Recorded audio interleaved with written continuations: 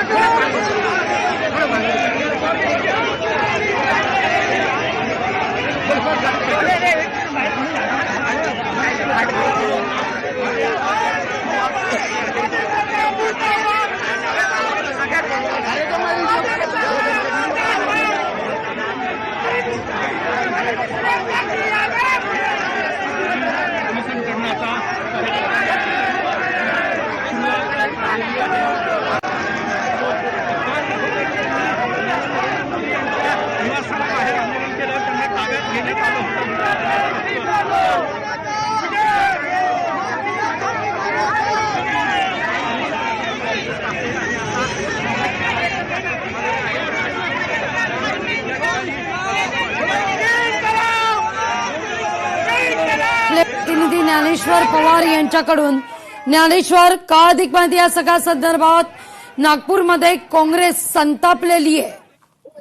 अगदी लागूची आपण पाहायला गेलो तर नीट पेपर फुटी प्रकरणी जे आहे ते सध्याला देशभरात मुद्दा करत आहे। काल राहुल गांधी असतील, मल्लिकार्जुन खरगे असतील, पंतप्रधान यांच्या देवस्थानासमोर दिल्ली येथे त्यांनी आंदोलन केलं होतं। त्या ठिकाणी त्यांना रात्री अटक करण्यात आली होती। त्याच्या निषेधार्थ आणि विद्यार्थ्यांच्या जे काही मागण्या आहेत त्या संदर्भामध्ये जे आहे ते केंद्रीय शिक्षण मंत्र्यांचा राजीनामा द्यावा या संपूर्ण मागण्यासाठी काँग्रेस जे आहे ते नागपूरमध्ये आक्रमक झाले। नागपूर येथील लोकभवनासमोर जे आहे ते या पद्धतीने काँग्रेसच्या ग्रामीणचे आक्रमक आंदोलन या ठिकाणी सुरू आहे। पोलिसांनी जे आहे ते अगदी संवेदनशील परिसर हा असल्यामुळे जे आहे ते अगोदरच चोहो बाजूने जे आहे ते बॅरिकेडिंग केलेली होती आणि मोठा पोलिसांचा बंदोबस्त देखील या ठिकाणी लावलेला होता। मात्र या ठिकाणी काँग्रेसचे कार्यकर्ते आमच्या सभेत जोडले राहा।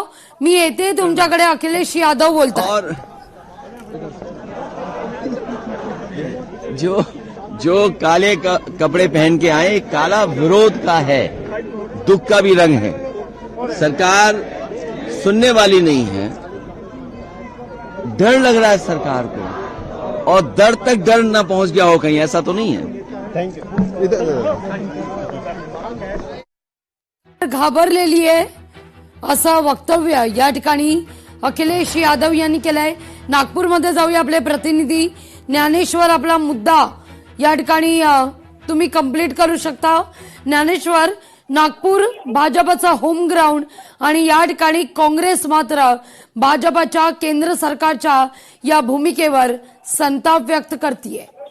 अगदी लागवीजी दृश्य जर पाहतो या पद्धतीने पोलिसांकडून आता पदाधिकाऱ्यांना ताब्यात घेतलं जात आहे। महिला पदाधिकाऱ्यांना महिला पोलिसांकडून या पद्धतीने जे ते पोलीस कारमध्ये बसून या ठिकाणी हटवण्याचा प्रयत्न जे आहे ते केला जातोय। लोकभवन जे आहे ते अतिशय संवेदनशील परिसर आहे, त्यामुळे एकूणच या ठिकाणी आंदोलन केले जाऊ शकत नाही। मात्र काँग्रेसचं जे आहे ते काँग्रेस शहराकडून रात्री देखील या ठिकाणी आंदोलन करण्यात आलं आणि आज ग्रामीण काँग्रेसकडून जे आहे ते या पद्धतीने आक्रमक पवित्रा घेत थेट लोकभवनासमोर या ठिकाणी आंदोलन करण्याचा इशारा देण्यात आला होता। त्या पार्श्वभूमीवर पोलिसांनी देखील मोठा बंदोबस्त लावला। मात्र आता आंदोलक जे आहे ते या ठिकाणी बॅरिकेडिंगच्या वर चढून लोकभवनाकडे जाण्याचा प्रयत्न करत होते। त्यामुळे पोलिसांनी जे आहे ते या ठिकाणी आता आंदोलकांना ताब्यात घेण्याचा प्रयत्न सुरू केला आहे आणि काही आंदोलकांना ताब्यात घेऊन एक व्यान पुढे निघाले आहे। आता दुसऱ्या भागामध्ये देखील आंदोलकांना या ठिकाणी ताब्यात घेतलं जात आहे.